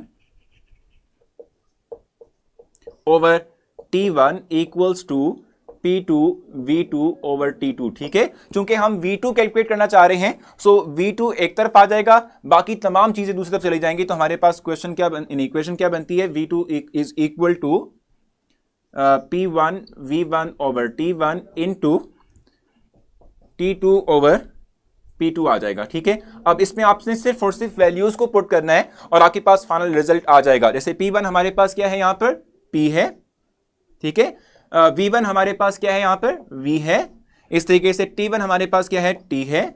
और T2 हमारे पास क्या आया था भाई, 2T आ गया था, ठीक है। और P2 हमने कहा था कि हमारे पास क्या होगा, P/2 होगा। अब देखो ये चीज इससे कैंसिल आउट हो गई, ये T इस T से कैंसिल आउट हो गया, ये 2 ऊपर जाके मल्टीप्लाई हो जाएगा, तो रिजल्ट आपके पास आएगा 4V। इट मींस के जब भी आप क्या करते हो, एब्सोल्यूट टेम्परेचर को डबल करते हो और प्रेशर को रिड्यूस करते हो हाफ, तो आपके पास जो वॉल्यूम होता है वो 4 टाइम्स इंक्रीज कर जाता है, यानी 4 टाइम जो है वो क्या कर जाएगा, बढ़ जाएगा। ठीक है सर, क्या चलेगा कि कौन सा फॉर्मूला लेना है? देखो आपको जो इनिशियल वैल्यूज प्रोवाइड की गई हैं स्टेटमेंट में, ठीक है, वो आपको बताएंगी कि आपने कौन सा फॉर्मूला इस्तेमाल करना है। ठीक है, ये इनिशियल वैल्यूज जो आपके पास स्टेटमेंट के अंदर है वो आपको डिस्क्राइब करती हैं कि आपने कौन सा फॉर्मूला इस्तेमाल करना है। जो चीजें गिवन होती हैं उसके अकॉर्डिंग ही आप फैसला करते हैं कि कौन सा फॉर्मूला आप इस्तेमाल करेंगे। ठीक है, सो उम्मीद करता हूं ये चीजें ठीक हो चुकी होंगी। अब आगे चलते हैं और अब आपको इस एमसीक्यू से पता चलेगा कि कौन सी आर की वैल्यू हमने लगानी है। ठीक है, इससे आपको क्लैरिफाई हो जाएगा।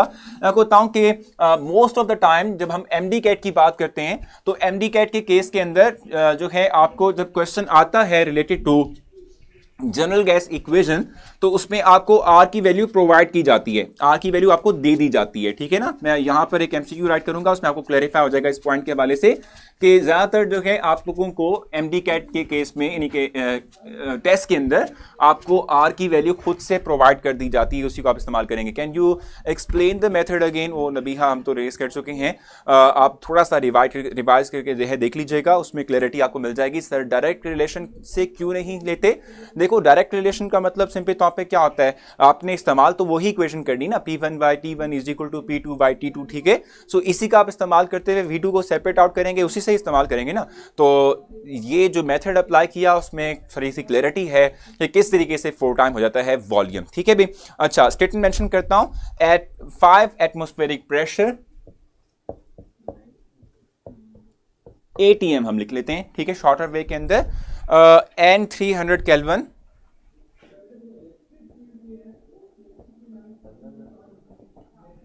and 300 Kelvin, how many moles are present in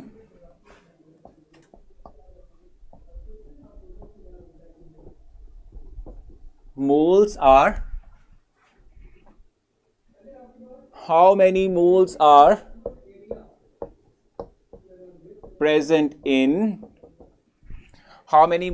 present in ठीक है, how many moles are present in, ठीक है, 15 dm³ of O2।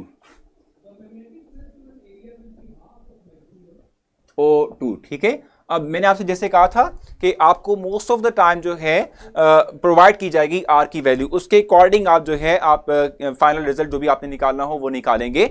और जब आपको आर की वैल्यू प्रोवाइड की जाती है ना, तो यूनिट्स भी साथ में प्रोवाइड किए जाते हैं। जैसे कि अब यहां देख लें, जो इस क्वेश्चन के लिए आर की वैल्यू दी हुई है वो खुद से उसने सप्लाई की नहीं, उसमें जो है आपको आर की वैल्यू उसने दी हुई है, आप उसके अकॉर्डिंग आप क्वेश्चन को सॉल्व करके आंसर निकालेंगे। जैसे आर है, आर इक्वल्स टू 0.1 ATM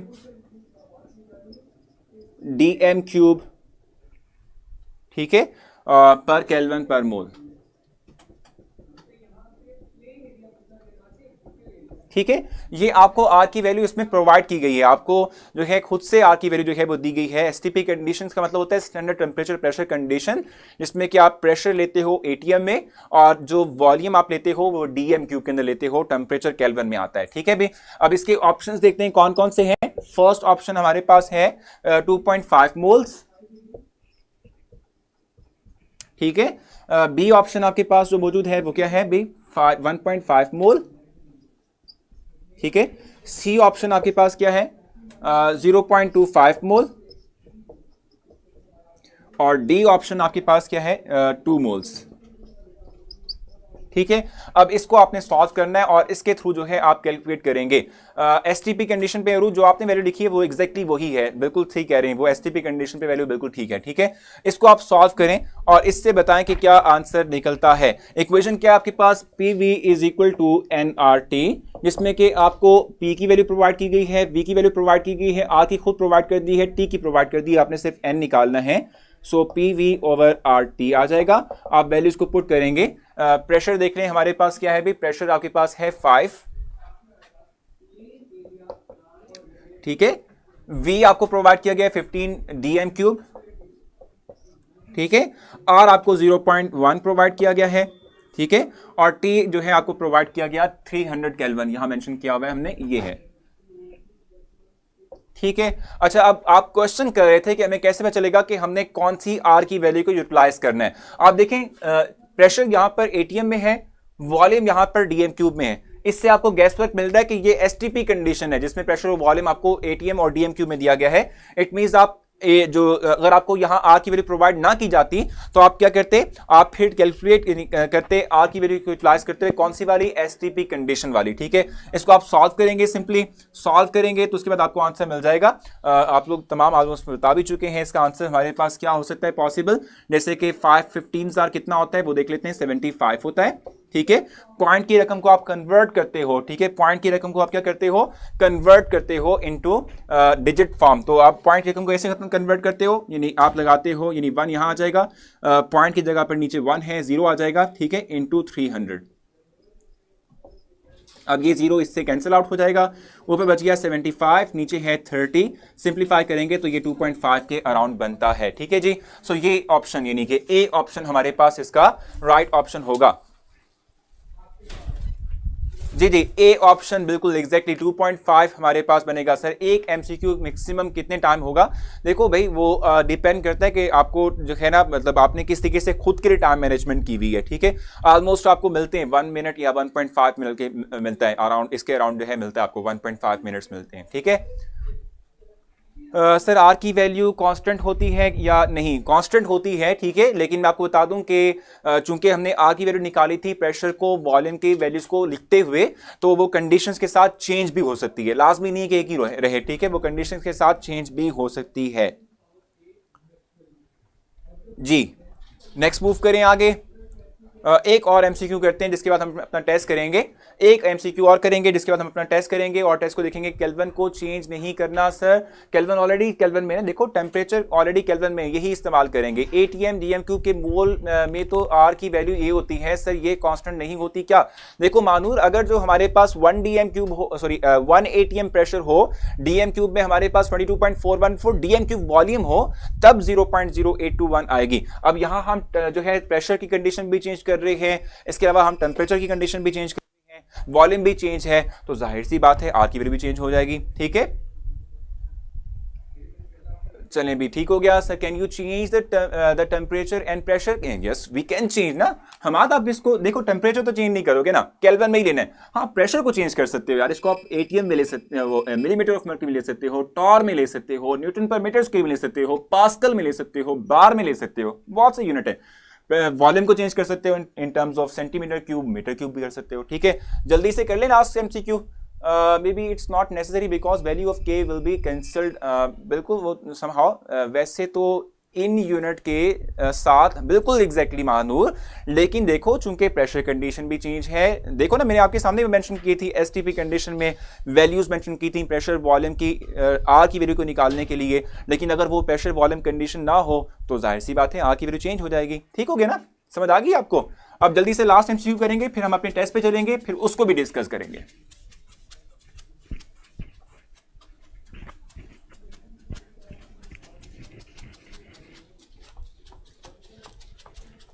तो जल्दी से कर लेते हैं।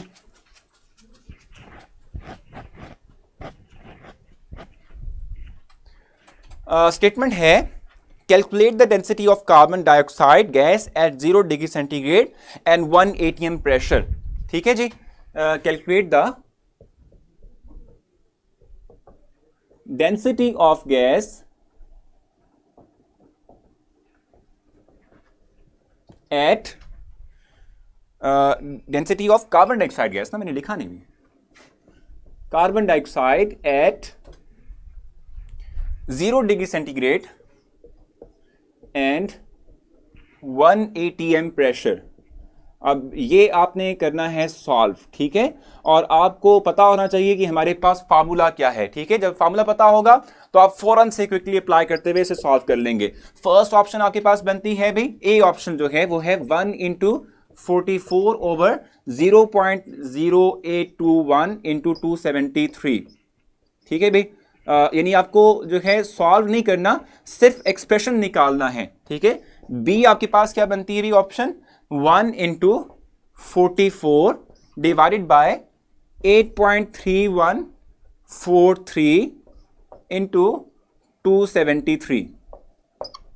सी ऑप्शन आपके पास क्या बनती है, सी ऑप्शन बनती है 1 इंटू 44 डिवाइडेड बाय 0.0821, ठीक है, इंटू 298। और डी ऑप्शन आपके पास क्या बनती है, ये है 1 इंटू 44 डिवाइडेड बाय 1.987 इंटू 273, ठीक है। सो ये आपके पास ऑप्शंस हैं, इनमें से आपने बताना है, नहीं सर कहना। अगर गिवन ना हो तो सेपरेटली फाइंड करनी पड़ेगी आर की वैल्यू। देखो महानूर, हाँ अगर जो आपको वैल्यूज ना गिवन दी ना, आर की वैल्यू ना गिवन हो, नहीं दी जाए, ठीक है, तो आपने देखना है कि प्रेशर और वॉल्यूम कंडीशन क्या है, उसके अकॉर्डिंग जो फिक्स्ड वैल्यू थी वही आप इस्तेमाल करेंगे, ठीक है। अच्छा, इसको आप देखते हैं भी क्या है, एक्सप्रेशन क्या था हमारे पास, D इक्वल्स टू हमारे पास था PM/RT, ये था मैथमेटिकल एक्सप्रेशन जिसका हमने इस्तेमाल करना था, ठीक है। अब देख लें यहां पर कि आपको जो टेम्परेचर प्रोवाइड किया गया वो डिग्री सेंटीग्रेड में किया गया। आप टेम्परेचर कभी भी सेल्सियस फॉर्म में नहीं लेंगे, केल्विन में कन्वर्ट करेंगे, और जब भी जीरो को केल्विन में कन्वर्ट करते हैं तो आप सिंपली ऐड करते हैं 273। सो आपके पास वैल्यू आती है 273 केल्विन की, ठीक है। 273 केल्विन जो है, ठीक है, आपके पास ये आ जाएगा टेम्परेचर। सो टेम्परेचर तो क्लियर हो गया ना कि टेम्परेचर हमारे पास 273 होगा, ठीक है। अब देखो हमने आर के वैल्यू को डिसाइड करना है कि कौन सी लेनी है हमने। सो वो डिपेंड करती है किसके ऊपर, जो प्रेशर दिया हुआ है एटीएम में दिया हुआ है, ठीक है। प्रेशर किस में दिया हुआ है आपको, एटीएम में। इट मींस कि आप प्रेशर की वो आर की वो वैल्यू यूटिलाइज करोगे जो एटीएम की फॉर्म के अंदर होगी। सो आप ढूंढें इसमें से कौन सी वैल्यू एटीएम की फॉर्म में होती है। ए इज द राइट ऑप्शन। ये देखो ए हम क्यों कहते हैं कि 0.0821 जो है ये एटीएम डीएमक्यू पर केल्विन पर मोल के अंदर हमारे पास वैल्यू होती है आर की, ठीक है। सो ये ऑप्शन हमारे पास राइट होगा। पी यानी प्रेशर हमने 1 एटीएम दिया हुआ है, 44 मॉलिक्यूलर वेट है कार्बन डाइऑक्साइड का, आर की वैल्यू है एट एसटीपी कंडीशन, 273 हमारे पास केल्विन होगा टेम्परेचर। सो जल्दी से इनका टेस्ट जो है वो कर दें इनकी स्क्रीन पर, ताकि ये टेस्ट कर लें और इसके बाद फिर हम अपनी क्लास को खैराबाद कहें। आप लोगों को टाइम मिलेगा नमाज का, आप नमाज पढ़ सकते हैं, ठीक है। हाँ अगला लेक्चर 2 बजे, ठीक है। सो जल्दी से टेस्ट देखें, स्क्रीन पर कर देंगे। टेस्ट आप लोगों का स्टार्ट हो गया है, आप लोग टेस्ट करेंगे। जिन लोगों को जो है टेस्ट विजिबल ना हो वो सिंपली पेज को रिफ्रेश करेंगे और वीडियो के एग्जैक्टली नीचे जो है आप लोगों को स्टार्ट टेस्ट का ऑप्शन मिलेगा, वो क्लिक कर लें और उसके थ्रू जो है आप लोगों का जो टेस्ट है वो स्टार्ट हो जाएगा। और मैं आप लोगों का बहुत बहुत शुक्रिया अदा करना चाहूँगा। वो किस लिए कि आज जो है मेरे रिव्यूज़ 5K से अबव हो जाएंगे, 5000K से अबव हो जाएंगे। आप लोगों मतलब मेरे जितने भी स्टूडेंट्स यहाँ पर हैं, स्टूडेंट्स सिर्फ और सिर्फ ये नए नहीं है, बल्कि इसके साथ साथ कुछ इनमें से स्टूडेंट्स ऐसे भी हैं जो मुझसे अकेडमी में पढ़ते रहे हैं। वो स्टूडेंट्स भी हैं कि जो मुझसे कैंपस पर ही FSC पढ़ते रहे हैं। और ये इन तमाम की रिस्पेक्ट है, इन तमाम की जो है मतलब मरहून मिन्नत है कि आज जो है मेरे जो रिव्यूज़ हैं वो 5000 प्लस हो जाएंगे। And it is the most, ठीक है जी, रिव्यूज़, ठीक है, सब मैक्सिमम रिव्यूज़, ठीक है, जो किसी एक टीचर डे कैंपस पे गेन किए हुए हैं। सो बहुत बहुत शुक्रिया आप सबका। और मैं बहुत दिल से दुआ करता हूँ आप लोगों के लिए, और इस रिस्पेक्ट का मैं बहुत शुक्रिया आपका अदा करूँगा, क्योंकि ये रिव्यूज़ इतने होना और मेरे फॉलोअर्स 2500 जा रहे हैं ऑलमोस्ट, ठीक है। सो वो इतने होना वो सिर्फ और सिर्फ आपकी वजह से है कि आप लोगों ने जो है मुझे इतनी रिस्पेक्ट दी है और जो है इतना प्यार दिया है। बाकी मैं 100% कोशिश करता हूँ कि आपको 100% इनपुट दूँ। जो है आप लोग चाहें तो भाई वर्कशीट सॉल्व करनी तो वर्कशीट सॉल्व करके दे दूँ, वर्कशीट अपलोड करनी तो वर्कशीट दे दूँ। तो हर तरह की सपोर्ट मेरी आप लोगों के साथ रहेगी भी इंशाल्लाह, लास्ट ऑफ द सेशन तक रहेगी, इवन सेशन के बाद भी रहेगी। मैं मोस्ट ऑफ द टाइम जो है कैरियर काउंसलिंग सेशंस करता हूँ, आप लोगों के लिए अभी तक नहीं किए, लेकिन जैसे ही आप लोगों का वो वाला टाइम जो है वो स्टार्ट होगा तो उसमें मैं आप लोगों के लिए जो है जो आपके समहाउ कैरियर काउंसलिंग के सेशंस हैं वो भी मैं आप लोगों के लिए कंडक्ट करूँगा, उसमें कोई मसला नहीं होगा इंशाल्लाह।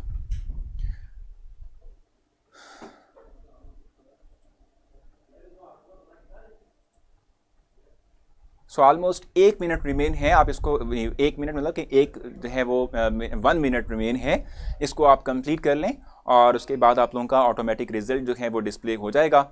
और फिर कोई कन्फ्यूजन हुई तो वो हम डिस्कस भी कर लेंगे, लेकिन जल्दी से करेंगे ताकि आप लोगों को पूरा पूरा टाइम मिले नमाज पढ़ने के लिए।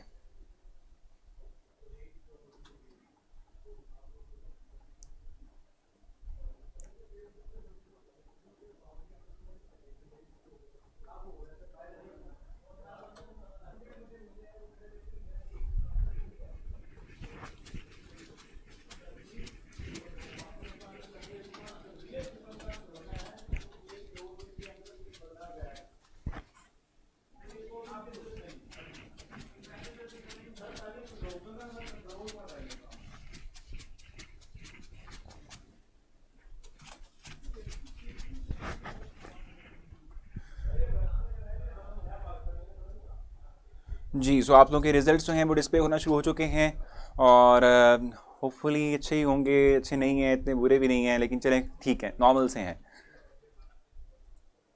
जी ठीक है भाई। सर टेस्ट का ऑप्शन नहीं आया, आप देखो भाई पेज रिफ्रेश करते हैं, वीडियो के एग्जैक्टली नीचे स्टार्ट टेस्ट का ऑप्शन होता है, उससे क्लिक करते टेस्ट स्टार्ट हो जाता है। हाँ ठीक है। अच्छा अब देखो टेस्ट आपका हो चुका है और उम्मीद है कि कोई कंफ्यूजन नहीं होगी आपको टेस्ट के अंदर। इनसे रिलेटेड तमाम एमसीक्यूज मैंने आप लोगों को अभी बता भी दिए थे, ठीक है। इसको आपने देखना है, उसको गो थ्रू भी करना है, ठीक है। सर एमसीक्यू नंबर 3 एक्सप्लेन कर दें। चलें मैं स्टेटमेंट राइट नहीं करूंगा, जल्दी जल्दी हम इसे करेंगे। स्टेटमेंट के मुताबिक है कि अगर हमारे पास प्रेशर हो 1 dm³ P1 1 dm³ है। क्वेश्चन नंबर 3 एक्सप्लेन कर रहा हूं, ठीक है। 1 dm³ है, ठीक है। उसके बाद फिर हम कहते हैं कि जो P1 है, ठीक है, वो हमारे पास क्या हो भाई 1 atm हो। P1 हमारे पास क्या है भाई 2 atm, ठीक है। 2 atm। सर एक तो वीडियो स्टक हो जाती है, फिर रिफ्रेश भी नहीं होती। ओ नो भाई, ठीक है। चलें देख लेते हैं, ठीक है। अच्छा ये P1 हमारे पास, सॉरी ये हमारे पास V1 है, ठीक है, ये V1 आ जाएगा, ये P1 है अकॉर्डिंग टू स्टेटमेंट, ठीक है, respectively. What should be the new volume when, ठीक है, when is increase 6 atm at constant temperature, ठीक है जी। V2 हमने कैलकुलेट करना है, हमें नहीं पता, और जो हमारे पास P2 है वो 6 atm अगर हो जाएगा तो फिर हम क्या करेंगे। अब इस क्वेश्चन के लिए जो आपने जो है इक्वेशन यूटिलाइज करनी है वो क्या है, P1 V1 is equal to P2 V2, ठीक है। आप चाहते हैं कि V2 कैलकुलेट करें तो V2 हो जाएगा equals to P1 V1 into P2 हो जाएगा, ठीक है। वैल्यूज को पुट करें इसके अंदर। P1 आपके पास क्या है भाई 1 है, ठीक है। V1 आपके पास क्या है भाई 2 है, ठीक है। और P2 हमारे पास क्या है 6 है। सो 2 1s are 2, 2 3s are, तो ये हमारे पास रिजल्ट क्या आना है भाई इसका रिजल्ट जो हमारे पास आएगा वो 3 dm³ आएगा। फिर से देख लेते हैं इसको जरा, हमने कोई मिस्टेक तो नहीं की। मुझे लग रहा है कि मैंने मिस्टेक की है, और वो पता है क्या की है कि ये 1/P2 आना चाहिए था। देखा ना, होगी ना मिस्टेक, क्योंकि देखो ये मल्टीप्लाइड फॉर्म के अंदर है, आप इसको इधर ले जाएंगे ये टोटली उल्ट जाएगा। मैंने गड़बड़ी कर दी है बहुत ज़्यादा, इसको ठीक कर लेते हैं। सो ये हो जाएगा V2 इधर आ जाएगा, ठीक है, और इसको हम टोटली वहाँ ले जाएंगे। सो P2 इंटू V1/P1 हो जाएगा। अब इसमें वैल्यूज पुट करें, P2 हमारे पास 6 ही है, V1 हमारे पास क्या है 1 है, और P1 हमारे पास क्या है 2 है। सो इसको करेंगे तो ऐसे ही आएगा dm³, ठीक है भाई। जी क्वेश्चन नंबर 4 कह रहे हैं और 2 कह रहे हैं। सर क्लास ऑफ हो जाता है, हम क्वेश्चंस को कैसे सॉल्व करेंगे, आप करवाएं आपसे। मैं करवा रहा हूं भाई, एमसीक्यू आपको सॉल्व करवा रहा हूं, ठीक है। इस तरीके से सॉल्व करना था आपने इसको, ठीक है, इस तरीके से आप इसको सॉल्व करेंगे, ठीक है। और 1/3 dm³, इसको हमने उलट दिया ना, सारा कुछ ही उलट दिया, देखा ना, हमने सारा कुछ ही उलट दिया, जिसकी वजह से हमारा रिजल्ट भी जो है वो इस तरह से आ रहा है। ये था इस तरह से V1/P1 is equal to V2/P2। V2 हमने कैलकुलेट करना है, V1/P1 इंटू P2 आ जाएगा, ठीक है। और V2 इज इक्वल टू, ठीक है, क्या होगा, V1 हमारे पास कितना है अभी, V1 हमारे पास है 1, और P1 हमारे पास कितना है 2, और P2 हमारे पास कितना है 6, ठीक है। तो इस तरीके से हमारे पास ये रिजल्ट आएगा, ठीक है। MCQ नंबर 1 और 4 आप लोग कह रहे हैं 1 क्या है, विच हैज़, अभी देखो यार ये तो भी हमने किया था सर, पहले का बता दें, देखो डेंसिटी क्या होती है, डेंसिटी इक्वल टू PM/RT होती है। हम ये बात कहते हैं डेंसिटी जो है वो डायरेक्टली प्रोपोर्शनल है M के, जितना ज़्यादा मॉलिक्यूलर वेट होगा उतना ही हम कहते हैं डेंसिटी क्या होती है, ग्रेटर होती है। डेंसिटी जितनी ज़्यादा, मॉलिक्यूलर वेट जितना ज़्यादा होता है उतनी ही डेंसिटी क्या होती है, ग्रेटर होती है। ठीक हो गया। तो अब देखो यहाँ पर हमारे पास हम कह रहे हैं कि which one has the lowest density, तो नियॉन की जहां तक बात है, ठीक है, हीलियम और नियॉन, आर्गॉन, क्रिप्टॉन, ठीक है, नियॉन की जहां तक बात है, ठीक है। सो ये सेकंड मेंबर है किस चीज का, सेकंड। सर हम और क्वेश्चंस के पूछ सकते हैं, क्वेश्चन रह जाते हैं, बिल्कुल भाई, आप मुझसे किसी भी मेरी पोस्ट पे पूछ सकते हैं, मैसेंजर पे मुझसे पूछ सकते हैं, ठीक है। P2 को 2 से मल्टीप्लाई नहीं करेंगे। कौन से 2 से आपने मल्टीप्लाई करना है P2 को, देखो इक्वेशन ये V1 by P1 is equal to V2 by P2 है। इसको आपने, इसमें V2 आपने कैलकुलेट करना है, ठीक है। सो आप P2 को मल्टीप्लाई करोगे, ठीक है। सो P2 को जब मल्टीप्लाई करोगे, वैल्यूज को पुट करोगे तो आपके पास रिजल्ट आ जाएगा, बिल्कुल ठीक है। P1 V1 is equal to P2 V2।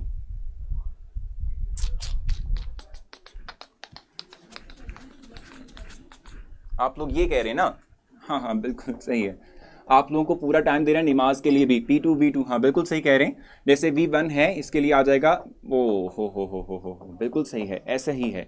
अब इसकी जगह से आप V2 निकालें, V2 निकालेंगे तो क्या बनेगा, V1 over P2 into P1 हो जाएगा। इससे आपके पास राइट ऑप्शन बनता है 1/3 dn³। ठीक है, यही है, एग्जैक्टली यही है। MCQ नंबर ये है 3। ठीक हो गया। वैल्यू ऑफ आर वाला MCQ 1 2 सेम है, एक को सेलेक्ट किया, अच्छा तो दूसरा गलत हो गया। अच्छा देखते हैं भाई, 1 और 2 की आप बात कर रहे हैं, इसमें देखो डिफरेंस ये था, ए के अंदर हमारे पास ऑप्शन के अंदर DM³ था, बी के अंदर मीटर का क्यूब था, ठीक है, डिफरेंस ये था। तो ए ऑप्शन ठीक था इसके लिए, बी ऑप्शन गलत था क्योंकि मीटर क्यूब था।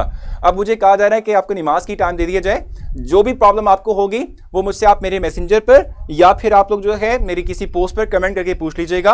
मैं आप लोगों को ये सॉल्व फॉर्म में अपलोड कर दूंगा, ठीक है भाई। इसको सॉल्व फॉर्म में, तमाम MCQs को मैं सॉल्व फॉर्म में अपलोड कर दूंगा, कोई कंफ्यूजन नहीं रहेगी आप लोगों को। जहां प्रॉब्लम होगी आप मुझे मैसेंजर पर मुझसे पूछ लीजिएगा, ठीक है। अब इंशाल्लाह आपसे कल मुलाकात होगी। आप नमाज की ब्रेक लें, नमाज पढ़ें, थोड़ा सा रेस्ट करें, उसके बाद बायोलॉजी स्टार्ट हो जाएगी। और फिर से दोबारा से शुक्रिया आप लोगों का इतने ज़्यादा रिव्यूज़ देने के लिए। Thank you so much. अल्लाह हाफिज़।